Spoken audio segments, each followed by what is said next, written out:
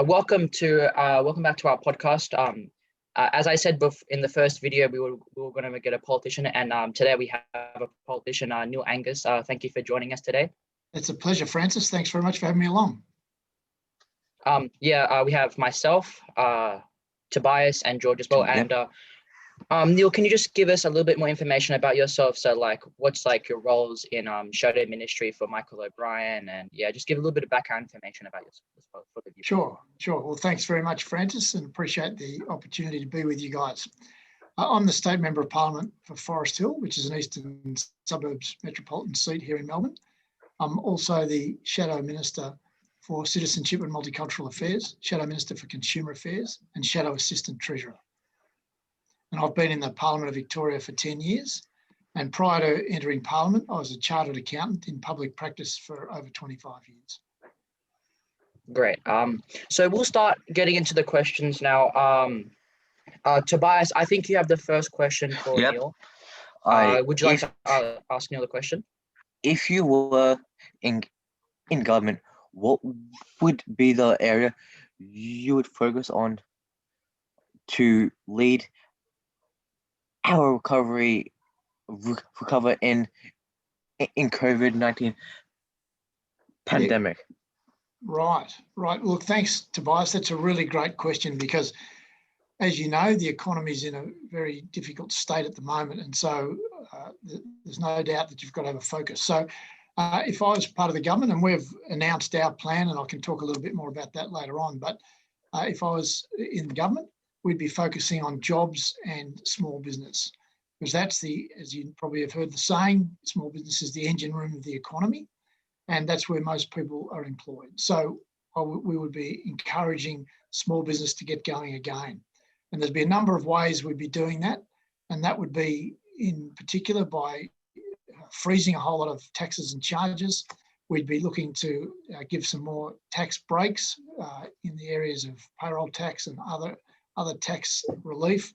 We'd be wanting to give encouragement for small businesses to employ people, not discouragement. So we'd want to make it easier for them to employ and give them incentives to do so. So they're the sort of things that we'd be looking at, because we need the little local shops and businesses and factories and workshops to get back up and going and to get people employed back in them as soon as we possibly can. Yeah, that's great.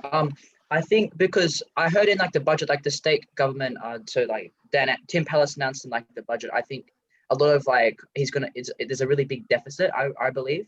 And isn't he gonna they just want to create more infrastructure projects with the Westgate Tunnel, and they're trying to create more infrastructure projects. Do you think that's a really good idea for us to get out of the pandemic, to get out of the deficit that we're in right now, or do you think they should try something else? Look, that can be part of the solution. That's not the full solution by any means, because the people that live in my electorate and in other electorates around Victoria that have lost their jobs and lost their businesses are not going to be going to work on the Westgate Tunnel or some other infrastructure project. That's not what they do. You know, the lady who's got a nail business down in Forest Hill that's gone under because she wasn't able to see any clients, she's never going to work on a massive infrastructure project. So you've got to be more than a one-trick pony. And this government has put a lot of its eggs in the one basket. And the reality is that that's proving to be not a good basket to put stuff in, because one of the things we can see, it's in the budget, but it's also well known through other financial information that's coming to hand, is that the government is not managing the big projects well. So they're going over time and they're going over budget. So you mentioned the deficit, Francis, and so one of the things there is we've got just gigantic deficits coming up, and then massive lending up to $155 billion on the forward estimates. And the problem we've got, it's okay to borrow if you're building an asset and it's on time and on budget, but it's not okay to borrow money and then to waste it, borrowing money to lose it on over budget projects. And so basically that's what the budget has revealed. In January this year, when the financial statements came out for the December 6 months for the last financial year, we were able to see that the state of Victoria was already in deficit. And that was before the pandemic and before the bushfires.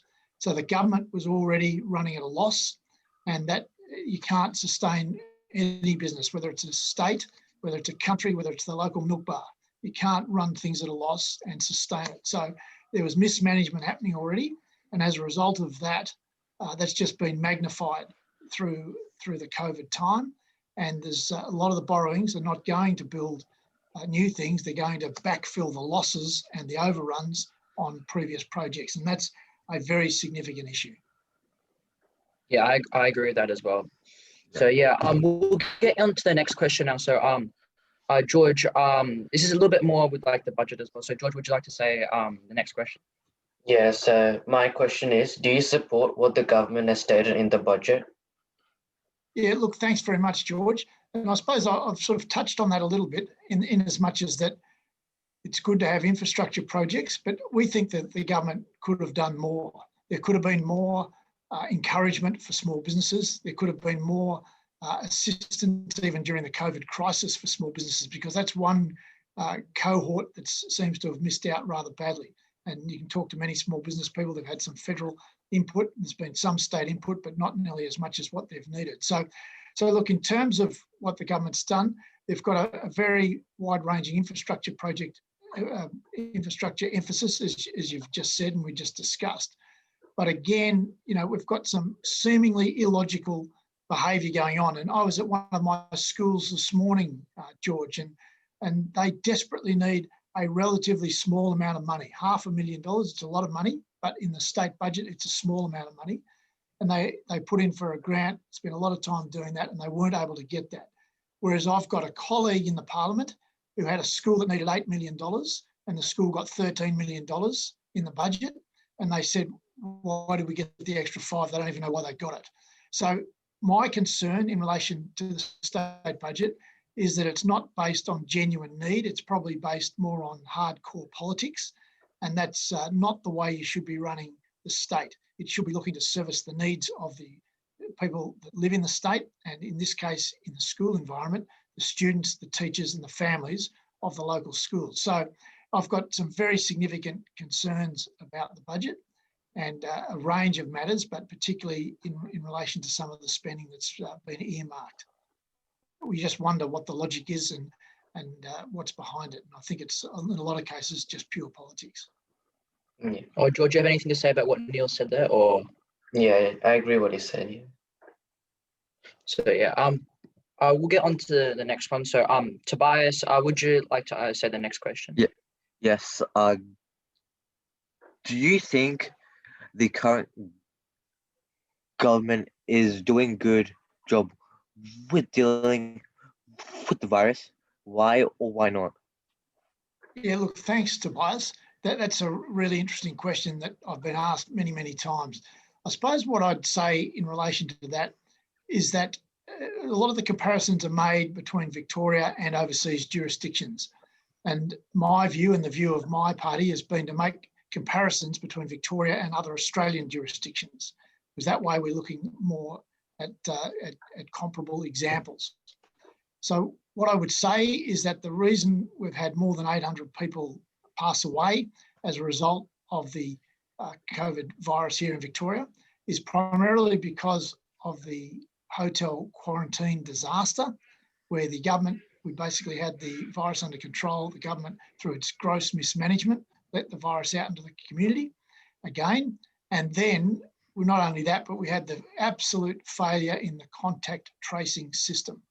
And that those two things, primarily, there's been other factors as well, those two things have resulted in, as I said, over 800 people passing away, which is so tragic for them and their families and friends. But also, as a result of that, the government implemented one of the most stringent and longest lockdowns in the world. And the damage that's done, not only in terms of economic damage that I touched on before, particularly for smaller businesses, but also the mental health damage and the emotional damage that's done to the broader community is just enormous. And I know around my district here, my electorate of Forest Hill, I know there's many, particularly older people or some other vulnerable people that have not been able to have any contact with other people for so long. So that's obviously now they can get out a bit more, but the damage that's been done to the mental health of the older people and also for many younger people as well, it's just been enormous. And I'm very concerned that we're not going to see the full consequence of that for quite some time. And the implications for us as a society are still very significant in my view. So look, there's no doubt the government had to take action. Of course they did. But if you compare what happened here with what happened, say, in New South Wales, it's very, very different. We were locked down so harshly. And one of the things that the government has consistently said is that every decision they made was based on health grounds. And we know that that is not true. So they've been telling untruths to the community. And that even came out as recently as yesterday when the Victorian Ombudsman handed down a report based on the very harsh lockdown of the high-rise public housing towers in inner city Melbourne. And the Ombudsman said words to the effect that that decision to make that was made in the so-called crisis cabinet meeting and was not based on health advice. And the Deputy Chief Health Officer said that she didn't even find out about the decision until she was on her way to some meeting or something. So, you know, the government has not been truthful with the people of Victoria, and that's very disappointing because as more time goes on, we realise how untruthful the government's been in many ways, and that is not a good way to run a government. It's not a good way to run anything. So I think there's been some great deficiencies in what the government has done. Yeah, I do agree with that as well.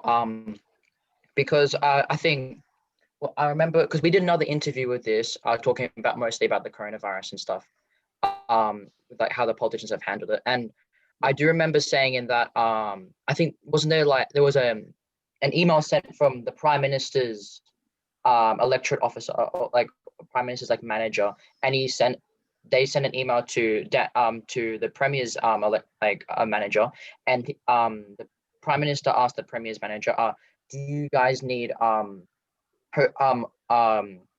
ADF for the hotel security, hotel quarantine? And Dan Andrews's manager then said, no, we're fine, we've got security guards.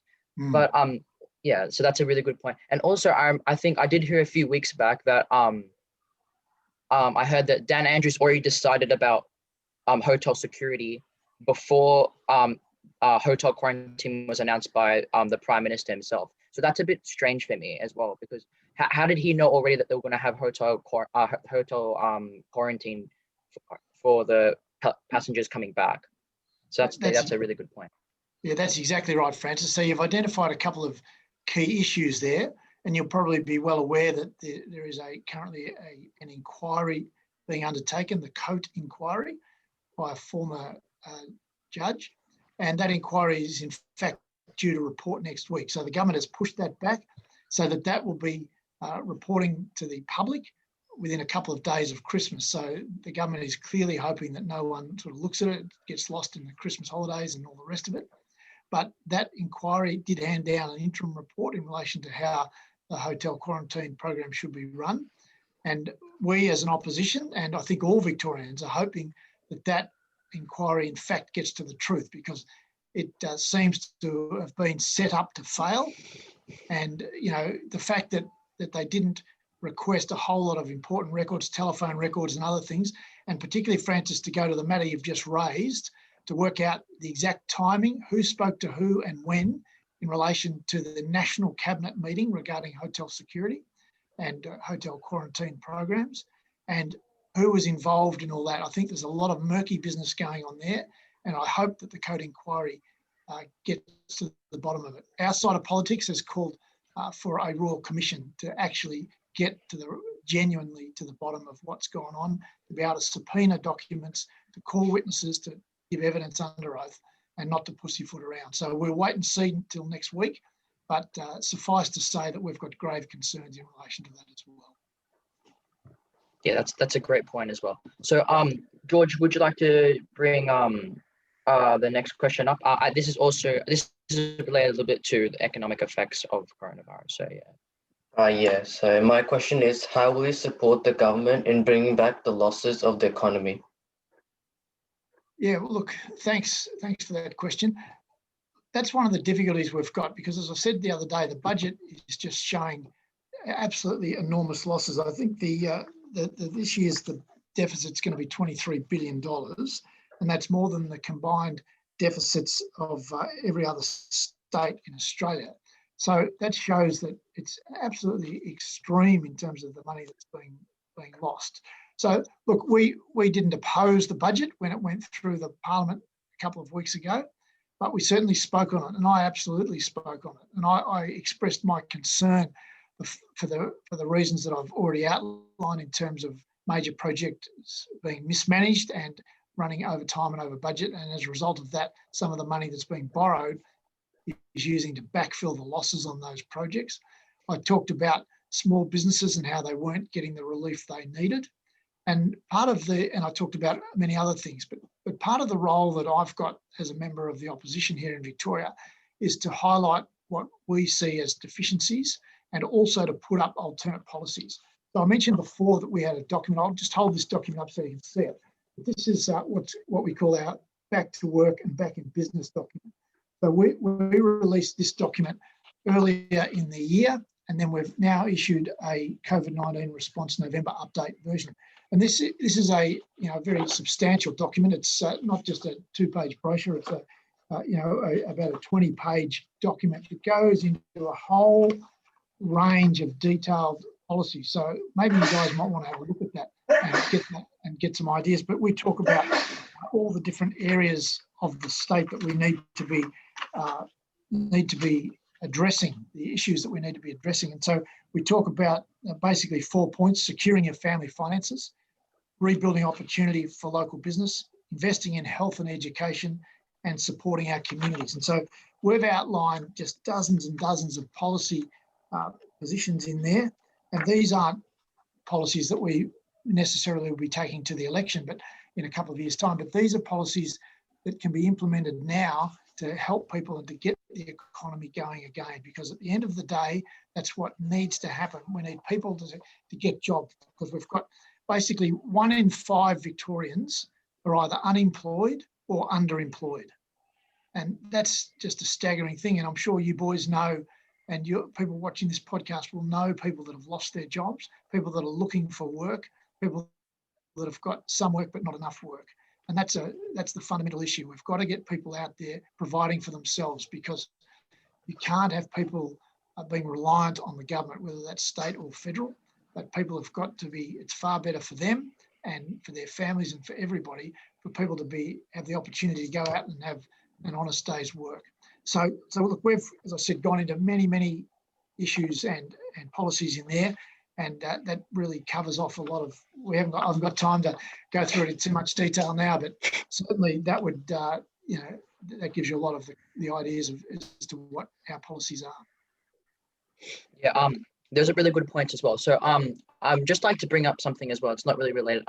This government for ourselves, and because since we live in the western suburbs, for this government, they've made a lot of mistakes here, and mainly actually around our area in Point Cook. So I think we can talk about the East-West link during 2014 election. That was counted. That cost a lot of money, and that was something I think the Liberal government, $1.3 billion. Not to build it. And then now with the Westgate Tunnel, that getting delayed, that's going to cost a lot more money. It's going to take a lot longer. I think they said 2025 is now the predicted year it's going to be made as well. And then I think as well, and we can also talk about how the government with the toxic soil from the Westgate Tunnel in our area. I think Bernie Finn, technically one of our local members in the Western Metropolitan area. He's brought that up a lot in the Legislative Council, I believe. He's brought that up a lot against the Labor government. So those are some of the things they've mismanaged. Yeah, that's exactly right, Francis. You've identified some of the very, very important and key issues.